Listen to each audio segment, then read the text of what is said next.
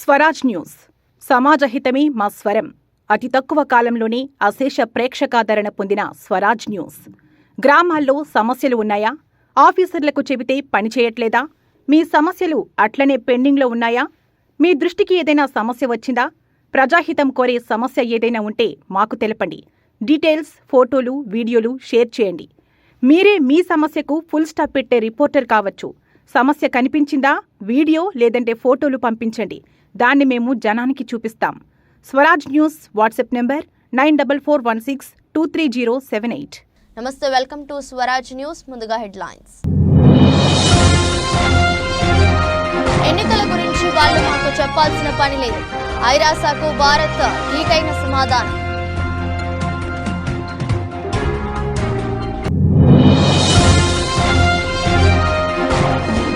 Target Rahul Gandhi.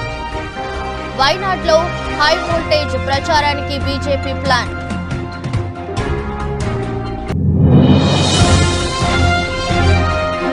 Chandrababu చేసిన ఘోర తప్పిదం ఇదే. సంచలన వ్యాఖ్యలు చేసిన విజయసాయిరెడ్డి.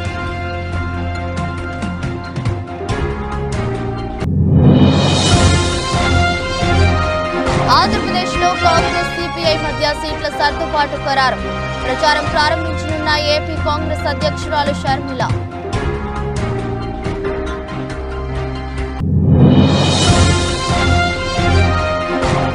ఉమ్మడి కరీంనగర్ జిల్లా పర్యటించిన కేసీఆర్. రైతులను అడిగి వివరాలు తెలుసుకోనున్న BRS boss.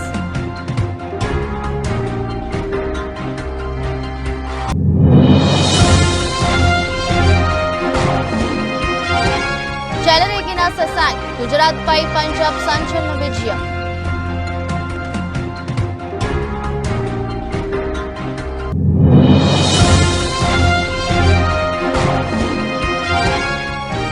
Rashmika birthday gift. Pushpa 2 నుంచి శ్రీలీలా లుక్ రిలీజ్ చేసిన మూవీ టీమ్.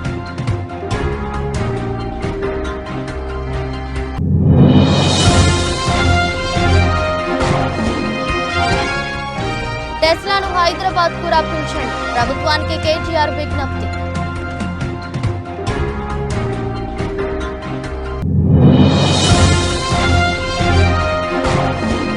నష్టాల్లో స్టాక్ మార్కెట్లు. ఐటీ స్టాకుల్లో ఒత్తిడి.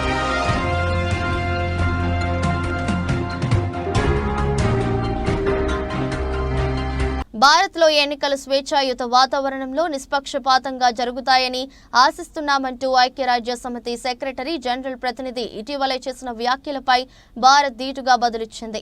భారత్లో ఎన్నికల గురించి ఐక్యరాజ్యసమితి తమకు చెప్పాల్సిన అవసరం లేదని కేంద్ర విదేశాంగ మంత్రి జైశంకర్ వ్యాఖ్యానించారు. కాగా మద్యం పాలసీ కేసులో ఢిల్లీ ముఖ్యమంత్రి అరవింద్ కేజ్రీవాల్ అరెస్ట్, ప్రతిపక్ష కాంగ్రెస్ పార్టీ బ్యాంకు ఖాతాలను స్తంభింపజేయడం వంటి పరిణామాలపై ఓ విలేకరి అడిగిన ప్రశ్నలకు ఐరాస ప్రధాన కార్యదర్శి అధికార ప్రతినిధి స్టీఫెన్ డుజారిక్ మాట్లాడుతూ భారత్ సహా ఎన్నికలు జరగనున్న ఏ దేశంలోనైనా ప్రజల రాజకీయ, పౌర హక్కుల రక్షణ ఉంటుందని, ప్రతి ఒక్కరూ స్వేచ్ఛగా, నిష్పక్షపాతంగా ఓటు వేసే పరిస్థితులు ఉంటాయని తాము ఆశిస్తున్నట్లు చెప్పారు. ఐక్యరాజ్య సమితి వ్యాఖ్యలపై తాజాగా జైశంకర్ స్పందించారు. తన సహచర మంత్రి, బీజేపీ అభ్యర్థి రాజీవ్ చంద్రశేఖర్ తరపున ఎన్నికల ప్రచారం కోసం జైశంకర్ గురువారం కేరళ వెళ్లారు. అక్కడ జరిగిన మీడియా సమావేశంలో మాట్లాడుతూ అపోహలు, అసత్యాలతో కూడిన ప్రశ్నకు బదులిస్తూ భారత ఎన్నికలపై ఐరాస ప్రతినిధి స్పందించారని జైశంకర్ వ్యాఖ్యానించారు. మన ఎన్నికలు స్వేచ్ఛగా, నిష్పక్షపాతంగా జరగాలని ఐక్యరాజ్య సమితి చెప్పాల్సిన అవసరం లేదు. మాకు భారతదేశ ప్రజలు ఉన్నారు. వారే ఎన్నికలు సజావుగా జరిగేలా చూస్తారు. కాబట్టి దాని గురించి పెద్దగా చింతించాల్సిన పని లేదు అని జైశంకర్ తెలిపారు. Excellencies, it is my privilege to deliver the national statement on behalf of the Government of India at the third edition of the Summit of Democracy under the theme Democracy for Future Generations. This year's theme is one that resonates not just within the borders of India, but echoes across the globe. Ladies and gentlemen, India's ancient civilization, marked by profound philosophical traditions and a deep respect for individual freedoms, laid the groundwork for the democratic ideals that we cherish today. In the hallowed verses of our ancient text, we find echoes of democratic principles that advocated for participatory governance, for protection of individual rights and the welfare of the entire society. Fast forward to the post-independence era. The framers of India's constitution, inspired by a rich legacy of democratic thought, meticulously crafted a document that would serve as a guiding light of what is today the world's largest democracy. The Indian Constitution, a beacon of pluralism. Rahul గాంధీని target చేసింది BJP. కేరళలోని వైనాడ్ నుంచి పోటీ చేస్తున్న రాహుల్ పై శస్త్రాలు ఉపయోగించేందుకు ready అయింది. గత ఎన్నికల్లో ఆమెది వైనాడ్ నుంచి పోటీ చేసి వైనాడ్లో మాత్రమే గెలిచారు రాహుల్. దీంతో ఈసారి ఆమెదిని వదిలేసి వైనాడ్ బరిలో మాత్రమే ఉన్నారాయన. వైనాడ్లో రాహుల్కు పోటీగా కేరళ బీజేపీ రాష్ట్ర అధ్యక్షుడు సురేంద్రన్ను బరిలోకి దిగడంతో ఎన్నికల పోరు ఆసక్తికరంగా మారింది. రెండో దశ ఎన్నికల్లో భాగంగా ఏప్రిల్ 26న కేరళలో వైనాడ్ స్థానానికి పోలింగ్ జరగనుంది. కాంగ్రెస్ అగ్రనేత రాహుల్ గాంధీ నామినేషన్ వేసిన 24 గంటల తర్వాత బీజేపీ అభ్యర్థి సురేంద్రన్ నామినేషన్ వేశారు. కాంగ్రెస్ తరపున రాహుల్ గాంధీ, సిపిఐ అభ్యర్థిగా డి రాజా భార్య అన్ని రాజా పోటీ చేస్తున్నారు. బీజేపీ తరపున రాష్ట్ర అధ్యక్షుడు కె సురేంద్రన్ను అభ్యర్థిగా బరిలోకి దిగారు. రాహుల్ గాంధీ ఇప్పటికే వైనాడ్ నుంచి నామినేషన్ వేశారు. మరోవైపు బీజేపీ అభ్యర్థి సురేంద్రన్ కూడా అట్టహాసంగా ర్యాలీ నిర్వహించి నామినేషన్ వేశారు. సురేంద్రన్ నామినేషన్ ర్యాలీకి కేంద్ర మంత్రి స్మృతి ఇరానీ హాజరయ్యారు. 2019 లోక్సభ ఎన్నికల్లో ఉత్తరప్రదేశ్లోని ఆమేథీ స్థానం నుంచి రాహుల్ గాంధీపై స్మృతి ఇరానీ విజయం సాధించారు. వైనాడ్ ర్యాలీలో రాహుల్ను టార్గెట్ చేశారు స్మృతి ఇరానీ. గాంధీ కుటుంబం 50 ఏళ్లు పాలించిన ప్రాంతం నుంచి వచ్చానంటూ ప్రసంగించారు. పిఎఫ్ఐ వంటి నిషేధిత సంస్థల నుంచి రాహుల్ గాంధీ సహాయం తీసుకుంటున్నారని సంచలన ఆరోపణలు చేశారు స్మృతి ఇరానీ. देखिए, इसी रास्ते से बजरंग दल की रैली निकली, इसी रास्ते से नड्डा जी की रैली निकली, मगर कांग्रेस पार्टी की पदयात्रा को यहां पे ये लोग रोक रहे हैं. अब देखिए, यहां पे बैरिकेड था नहीं था, उड़ा के फेंक दिया हमने बैरिकेड को तोड़ के फेंक दिया, मगर हम कानून को नहीं तोड़ेंगे. असम के चीफ मिनिस्टर तोड़ सकते हैं, होम मिनिस्टर तोड़ सकते हैं, प्रधानमंत्री तोड़ सकते हैं, मगर कांग्रेस पार्टी का कार्यकर्ता कानून को नहीं तोड़ेगा. ఆంధ్రప్రదేశ్ ఎన్నికల వేళ నెల్లూరు రూరల్లో టీడీపీకి షాక్ తగిలింది. మాజీ జెడ్పీటీసీ రుక్మిణి, మాజీ SC commission member Baddepudi Ravindra ఇవాళ నెల్లూరు ఎంపీ అభ్యర్థి విజయసాయిరెడ్డి, రూరల్ ఎమ్మెల్యే అభ్యర్థి ఆదాల ప్రభాకర్ రెడ్డి సమక్షంలో వైసీపీలో చేరారు. ఈ సందర్భంగా విజయసాయిరెడ్డి మాట్లాడుతూ 1982 నుంచి టీడీపీలో ఉన్న నేతలందరూ ఆ పార్టీకి గుడ్ బై చెప్పి తమ పార్టీలో చేరుతున్నారని చెప్పారు.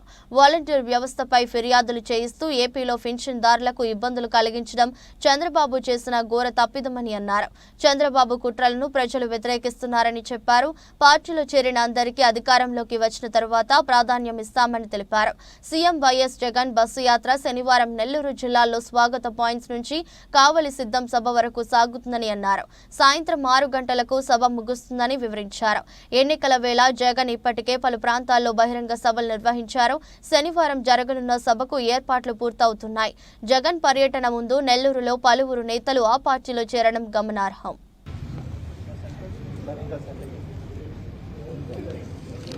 పాత్రికేయ మిత్రులందరికీ హృదయపూర్వక నమస్కారం. ఈరోజు ఆదాల ప్రభాకర్ రెడ్డి అన్న ఆధ్వర్యంలో బద్దేపూడి రవి గారు, ఆయన సతీమణి వైఎస్ఆర్ కాంగ్రెస్ పార్టీలో చేరడం చాలా చాలా సంతోషంగా ఉంది. ఎన్టీ రామారావు గారు పార్టీ స్థాపించినప్పటి నుంచి 1982లో ఆ పార్టీలో నుంచి ఇప్పటి వరకు పనిచేస్తూ ఈరోజు వైఎస్ఆర్ కాంగ్రెస్ పార్టీలో చేరడం అంటే దీన్ని బట్టి మీరు అర్థం చేసుకోవచ్చు. వైఎస్ఆర్ కాంగ్రెస్ పార్టీ జగన్మోహన్ రెడ్డి గారి జన ప్రభంజనం ఎలా ఉంది, ఎలా సంక్షేమ పథకాల పట్ల కానీ అభివృద్ధి పథకాల పట్ల కానీ ప్రజలందరూ కూడా, నాయకులందరూ కూడా ఈరోజు బీఆర్ఎస్ అధినేత కేసీఆర్ ఉమ్మడి కరీంనగర్ జిల్లా పర్యటనకు బయలుదేరారు. కేసీఆర్ వెంట బీఆర్ఎస్ నాయకులు, రైతులు భారీగా తరలి వెళ్లారు. ఎర్రవల్లిలోని తన వ్యవసాయ క్షేత్రం నుంచి కేసీఆర్ రోడ్డు మార్గాన కరీంనగర్ జిల్లాకు చేరుకుని అక్కడ ఎండిపోయిన పంటలను పరిశీలించి రైతులకు భరోసా ఇవ్వనున్నారు. మరో గంటన్నరలో కరీంనగర్ రూరల్ మండలం మొగ్దుంపూర్కు కేసీఆర్ చేరుకుంటారు. అక్కడ ఎండిన పంటలను పరిశీలించనున్నారు. రైతులతో ఏర్పాటు చేసిన ముఖాముఖిలో పాల్గొంటారు. మధ్యాహ్నం 1 గంటకు కరీంనగర్లోని ఎమ్మెల్యే గంగుల కమలాకర్ నివాసంలో భోజనం చేస్తారు. 2 గంటలకు రాజన్న సిరిసిల్ల జిల్లా బోయిన్పల్లిలో ఎండిన పంటలను పరిశీలిస్తారు. తర్వాత 3 గంటలకు శభాష్పల్లి వంతెనపైకి చేరుకుని మధ్య మానేరును పరిశీలిస్తారు. సాయంత్రం 4 గంటలకు సిరిసిల్లలోని తెలంగాణ భవన్ కు చేరుకుని మీడియాతో మాట్లాడతారు.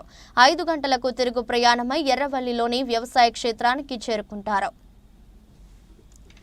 ఇండియన్ ప్రీమియర్ లీగ్ భాగంగా అహ్మదాబాద్లోని నరేంద్ర మోదీ స్టేడియంలో గురువారం ఇక్కడ గుజరాత్ టైటాన్స్ లో జరిగిన మ్యాచ్లో పంజాబ్ సూపర్ కింగ్స్ ఒక బంతి మిగిలి ఉండగానే 3 వికెట్ల తేడాతో విజయం సాధించింది.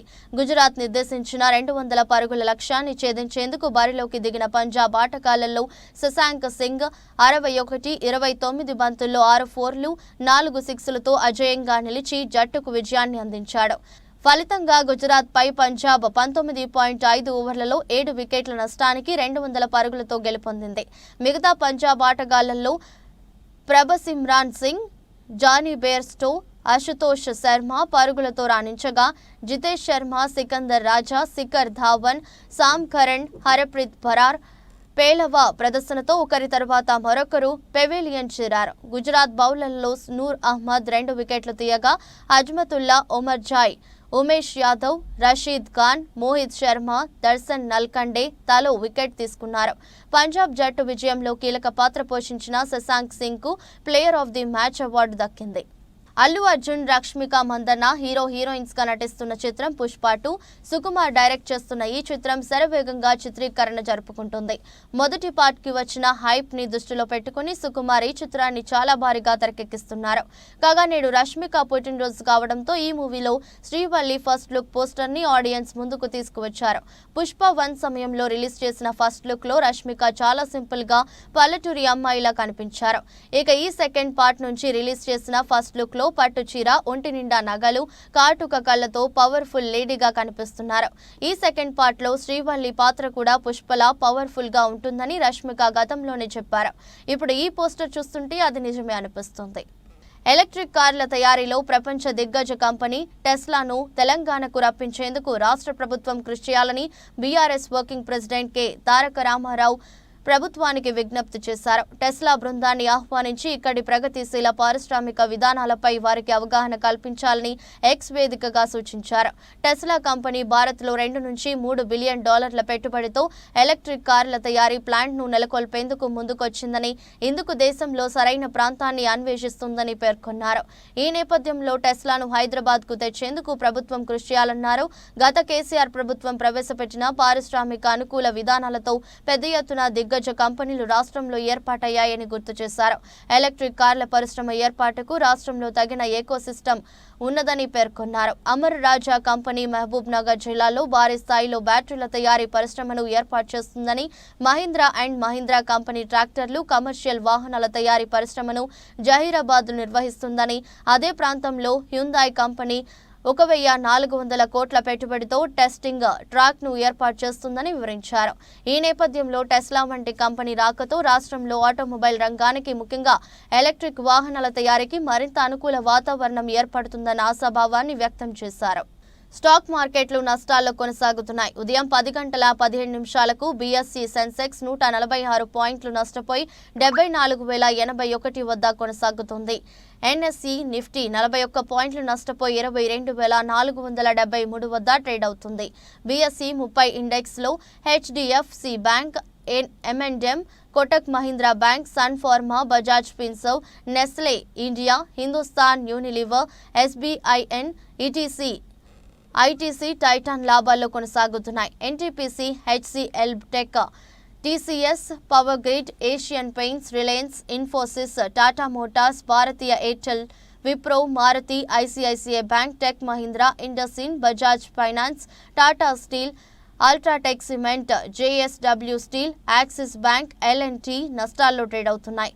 శిక్షణ అకాడమీని సెటప్ చేయడానికి అఫోర్జా క్లౌడ్ మరియు మొబైల్ సొల్యూషన్స్ కంపెనీతో LTI మైండ్ ట్రీ వ్యూహాత్మక భాగస్వామ్యంపై సంతకం చేసింది. శుక్రవారం RBI మానిటరీ పాలసీ సమావేశం నిర్ణయాలు వెల్లడించారు. రేపో రేటును యథాతథంగా ఉంచుతూ RBI నిర్ణయం తీసుకుంది. మార్కెట్ అంచనా వేసినట్లుగానే RBI నిర్ణయం తీసుకుంది. ఆహార ద్రవ్యోల్బణం గణనీయమైన అస్థిరతను చూపుతూనే ఉందని RBI తెలిపింది. గ్లోబల్ డే 2 GDP నిష్పత్తి ఎక్కువగా ఉందని శక్తికాంత దాస్ తెలిపారు. సార్వత్రిక ఎన్నికల్లో విశాఖ వైఎస్ఆర్సీపీ పార్లమెంట్ అభ్యర్థిగా పోటీ చేస్తున్న శ్రీమతి బొత్స ఝాన్సీ ప్రచారంలో దూసుకుపోతున్నారు. అడుగడుగునా ప్రజలు బ్రహ్మరథం పడుతున్నారు. విశాఖ సమస్యలపై పూర్తి అవగాహన ఉందని, స్థానికరాలైన నన్ను గెలిపిస్తే విశాఖ ఉక్కు రైల్వే జోన్ వంటి సమస్యలను పరిష్కరిస్తానని హామీ ఇస్తున్న బొత్స ఝాన్సీతో మా ప్రతినిధి ఫేస్ టు ఫేస్. అనకాపల్లి జిల్లా మాడుగుల నియోజకవర్గం ఉమ్మడి తెలుగుదేశం పార్టీ అభ్యర్థి పైలా ప్రసాదరావు మాట్లాడుతూ 3 పార్టీల బీజేపీ, జనసేన, తెలుగుదేశం ఎలక్షన్స్ ఇన్ఛార్జి, మండల పార్టీ ప్రెసిడెంట్ పాల్గొన్నారు.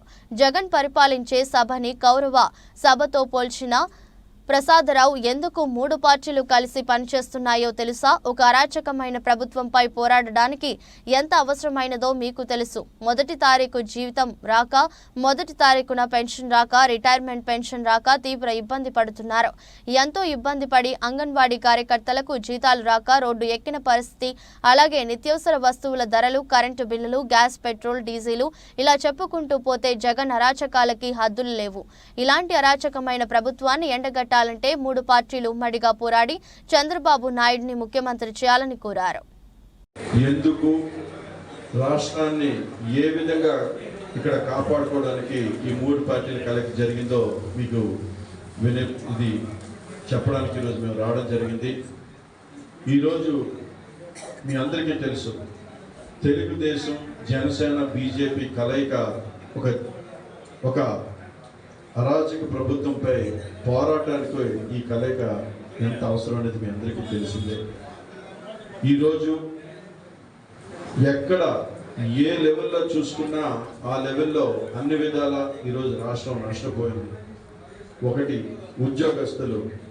ఈరోజు ఉద్యోగస్తులకి 1వ తారీఖున జీతాలు రాక, అదేవిధంగా ఉద్యోగస్తులకి 1వ తారీఖున పెన్షన్ రాక, ఇంకా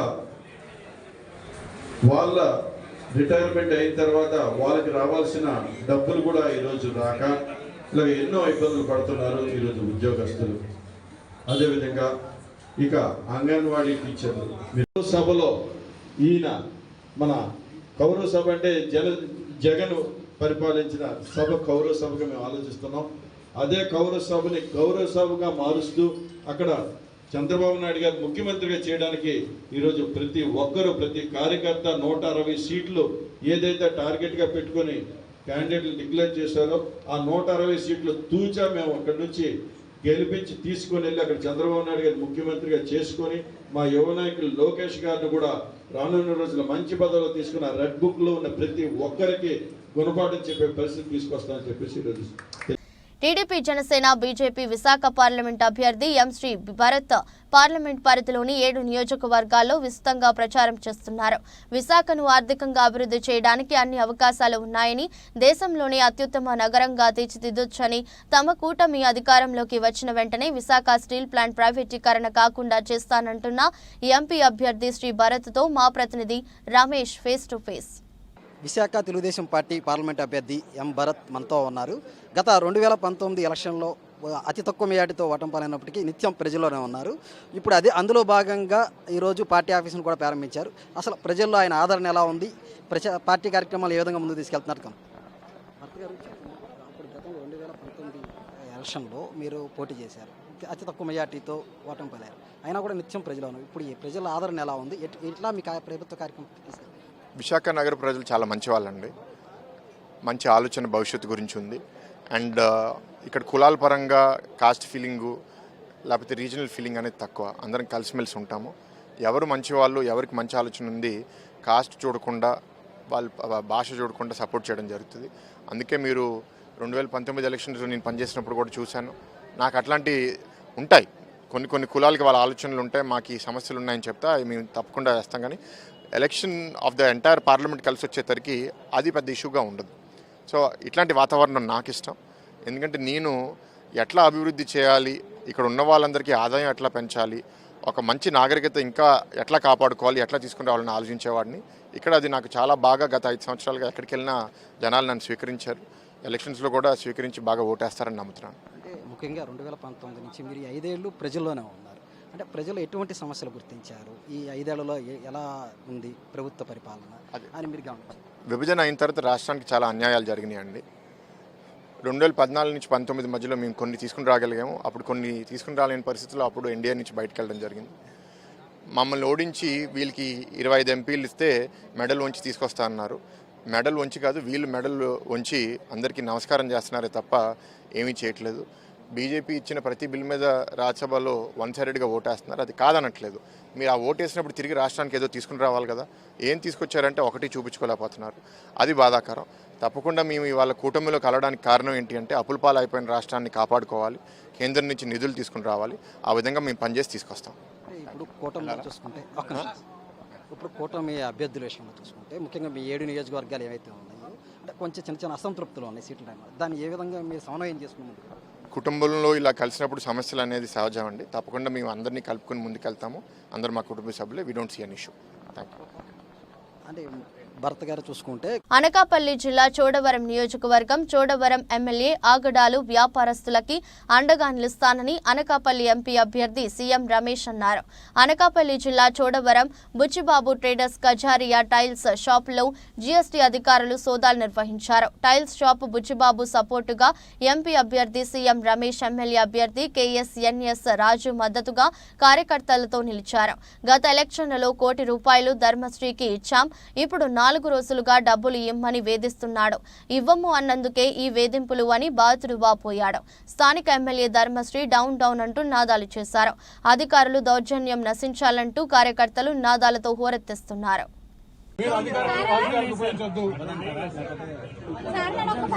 మీరు అధికారాన్ని రాజకీయానికి ఉపయోగించొద్దు. మీరు అధికారాలను రాజకీయానికి ఉపయోగించొద్దు చెప్తారా? మేము ఎప్పుడు ఇట్లా దుర్వినియోగం చేయాలా? ఎప్పుడు చేస్తున్న దాఖలా చెప్పు.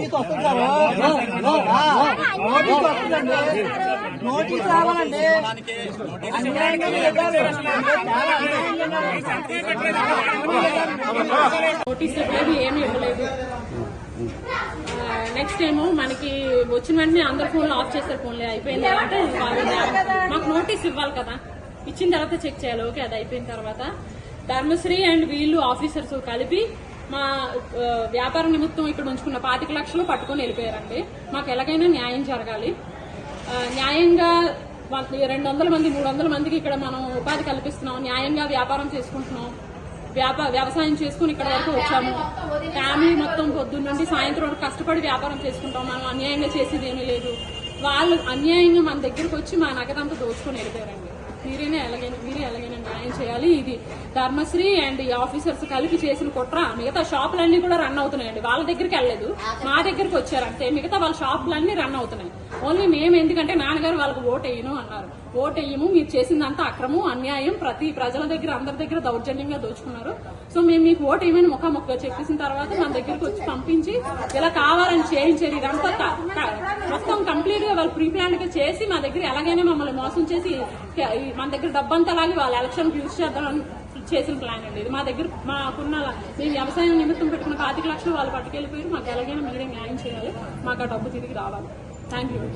భారత మాజీ ఉప ప్రధాని బాబు జగజీవన్ రామ్ 116వ జయంతి ఉత్సవాలు మహబూబాబాద్ పట్టణంలో మదర్ తెరీసా సెంటర్లోని బాబు జగజీవన్ రామ్ విగ్రహం వద్ద జరిగాయి. ఈ కార్యక్రమానికి ముఖ్య అతిథిగా హాజరైన జిల్లా collector and magistrate Advait Kumar Singh, SP Sudhir Ramnath Kekan, అదనపు కలెక్టర్లు, స్థానిక సంస్థలు, లెనిన్ వత్సల్, టోప్హో డేవిడ్లు ఆయన విగ్రహాలకు పూలమాలలు వేశారు. అనంతరం వారు మాట్లాడుతూ బాబు జగజీవన్ రామ్ ఆశయాలను ప్రతి ఒక్కరూ ఆలోచించాలని, కాపాడాలని, ఈ సందర్భంగా వారిని ఘనమైన నివాళులర్పిస్తున్నట్లు తెలిపారు.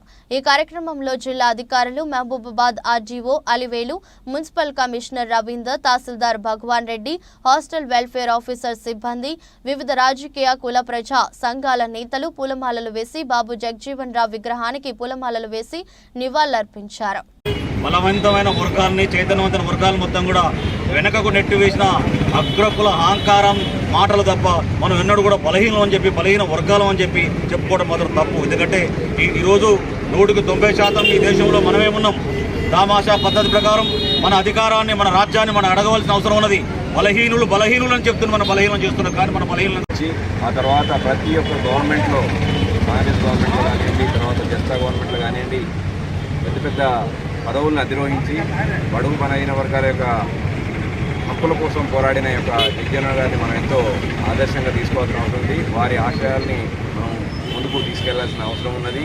ఎందుకంటే ఆ రోజుల్లో ఎంతో పీడనకు గురైన ఈ యొక్క బడుగు బలహీన వర్గాలకు ఒక ఆశాజ్యోతిగా, ఒక కంటిన్యూగా, అది కూడా ఒక మధ్యలో లేకుండా కాకుండా మొత్తం ఆయన జీవిత చరమాంకం వరకు కూడా ప్రజాసేవలో అత్యున్నత ఎంతో గర్వకారణంగా నిలిచిపోయాయి. కాబట్టి అలాగే వారి కుమార్తె తెలంగాణ రాజ్యం, తెలంగాణ ఉద్యమంలో ఉవ్వెత్తున పోరాటం జరుగుతూ ఉంటే పార్లమెంట్లో ఆమె స్పీకర్గా ఉండి తెలంగాణ బిల్లుని పాస్ చేసిన ఘనత జగ్జీవన్ రామ్ కుటుంబానికి వాళ్ళకే చెందుద్దని మనస్ఫూర్తిగా కోరుకుంటూ వారి పుట్టినరోజు సందర్భంగా మహబూబాబాద్ జిల్లా ప్రజలందరికీ శుభాకాంక్షలు తెలియజేస్తా ఉన్నాం. బలహీన వర్గాల్లో పుట్టి ఉన్నతమైన విద్యను అభ్యసించి మరి ఎస్సీల కొరకు, మరి అదేవిధంగా బడుగు బలహీన వర్గాల కొరకు వినలేని సేవలు చేసి మరి వారు మరి ఇల్లు లేని నిరుపేదలకు ఇల్లు నిర్మించి మరి బాబాసాహెబ్ అంబేద్కర్ గారు ఏదైతే మార్గంలో పోయిండో ఆ మార్గాన్ని అనుసరించి మరి ఈరోజు ఆంధ్రప్రదేశ్లో కాంగ్రెస్ సిపిఐ మధ్య సీట్ల ఒప్పందం కుదిరింది. ఒక ఎంపీ, 8 అసెంబ్లీ స్థానాల్లో సిపిఐ పోటీ చేయనుంది. గుంటూరు పార్లమెంట్ స్థానాన్ని సిపిఐకి కేటాయించింది కాంగ్రెస్ పార్టీ. విజయవాడ, పశ్చిమ విశాఖపట్నం, పశ్చిమ అనంతపురం, పతికొండ, తిరుపతి, రాజాంపేట, ఏలూరు, కమలాపురం లోక్సభతో పాటు ఆంధ్రప్రదేశ్ ఎన్నికల షెడ్యూల్ ఇప్పటికే విడుదలైన విషయం తెలిసిందే. అసెంబ్లీ ఎన్నికలకు ఈ నెల 18న నోటిఫికేషన్ విడుదల కానుంది. కాంగ్రెస్ మొదటి జాబితాని ఇప్పటికే విడుదల చేసింది. తొలి జాబితాలో 114 అసెంబ్లీ స్థానాలకు, 5 లోక్సభ స్థానాలకు అభ్యర్థులను ఖరారు చేసింది. కడప లోక్సభ నుంచి ఎంపీసీసీ అధ్యక్షురాలు వైఎస్ షర్మిలారెడ్డి పోటీ చేయనున్నట్లు ప్రకటించింది. అలాగే కాకినాడ నుంచి పల్లం రాజు, రాజమహేంద్రవరం నుంచి గిడుగు రుద్రరాజు, బాపట్ల నుంచి జేడీ శీలం పోటీ చేయనున్నారు. కర్నూలు నుంచి రామ్ పుల్లయ్య యాదవ్ పోటీ చేస్తారు. ఏపీలో ఓటింగ్ మే 13న ఉంటుంది. ఎన్నికల ఫలితాలు జూన్ 4న విడుదలవుతాయి. ఇవన్నీ ఒక ఎత్తు అయితే ఈరోజు రాజశేఖర రెడ్డి బిడ్డ కడప పార్లమెంటుకు పోటీ చేయడానికి కారణం అదే జగన్మోహన్ రెడ్డి గారు. ఎవరైతే రాజశేఖర రెడ్డి గారి తమ్ముడు వివేకానంద రెడ్డి గారిని హత్య చేశారో, మళ్లీ ఆ హత్య చేసిన వాళ్ళకే జగన్మోహన్ రెడ్డి గారు మళ్లీ ఎంపీ టికెట్, ఈరోజు కడప పార్లమెంట్ సీటు మళ్లీ వాళ్ళకే ఇచ్చారు జగనన్న గారు. అంటే ఇక అహంకారం కాకపోతే దీన్ని ఏమనుకోవాలి? అధికారం ఇచ్చింది ఎందుకు? అధికారం ఇచ్చింది జగనన్న గారికి స్పెషల్ స్టేటస్ తీసుకొస్తారు. ఓట్లేసింది ఎందుకు? పోలవరం ప్రాజెక్టు కడతారని. ముఖ్యమంత్రిని చేసింది ఎందుకు? రాజధాని కడతారని. కానీ ఆ అధికారాన్ని, ఆ పదవిని ఈ రోజు జగనన్న గారు హంతకులను కాపాడటం కోసం వాడుతున్నారు. అంటే ఇది దురదృష్టం కాకపోతే ఇంకా ఏమిటి? ఇది దుర్మార్గం కాకపోతే ఇంకా ఏమిటి? ఈ రోజు రాజశేఖర రెడ్డి బిడ్డను నేను ఈ అన్యాయాన్ని అడ్డుకోవడానికే ఈ రోజు రాజశేఖర రెడ్డి బిడ్డ కడప ఎంపీగా పోటీ చేస్తుంది కాంగ్రెస్ పార్టీ తరఫున. మళ్లీ హంతకులు గెలవకూడదని, మళ్లీ హంతకులకు చట్ట సభలకు వెళ్లకూడదని రాజశేఖర రెడ్డి బిడ్డ ఈ నిర్ణయం తీసుకుంది. ఒకవైపు నేను రాజశేఖర రెడ్డి బిడ్డనున్నాను, ఇంకోవైపు రాజశేఖర రెడ్డి తమ్ముడు వివేకానంద రెడ్డిని హత్య చేసిన అవినాష్ రెడ్డి ఉన్నారు. ఎవరిని ఎంచుకుంటారో నిర్ణయం మీ చేతుల్లోనే ఉంది. ఒకవైపు న్యాయం కోసం నిలబడ్డ నేనున్నాను, ఇంకోవైపు అధికారాన్ని వాడుకుంటున్న అవినాష్ రెడ్డి ఉన్నాడు. వార్తలు ముగించే ముందు మరోసారి హెడ్లైన్. ఎన్నికల గురించి వాళ్ళు మాకు చెప్పాల్సిన పని లేదు. ఐరాసాకు భారత్ ధీటైన సమాధానం.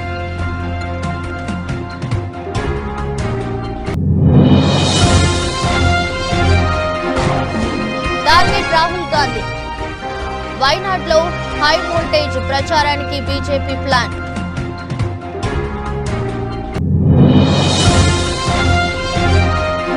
చంద్రబాబు చేసిన ఘోర తప్పిదం ఇదే. సంచలన వ్యాఖ్యలు చేసిన విజయసాయి రెడ్డి.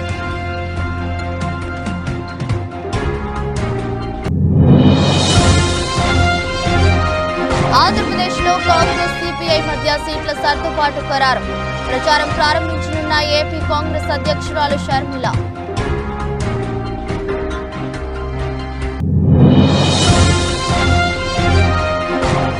ఉమ్మడి కరీంనగర్ జిల్లా పర్యటించిన కేసీఆర్. రైతులను అడిగి వివరాలు తెలుసుకోనున్న BRS boss.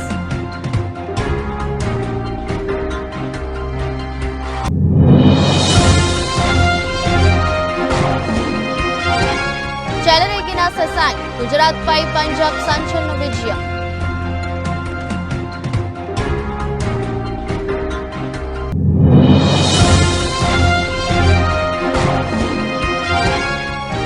Rashmika birthday gift. Pushpa 2 నుంచి శ్రీలీల లుక్ రిలీజ్ చేసిన మూవీ టీమ్.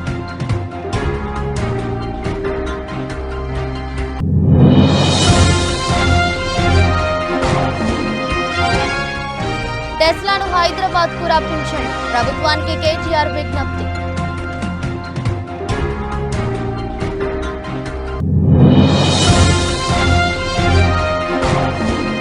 నష్టాల్లో స్టాక్ మార్కెట్లు. ఐటీ స్టాకుల్లో ఒత్తిడి.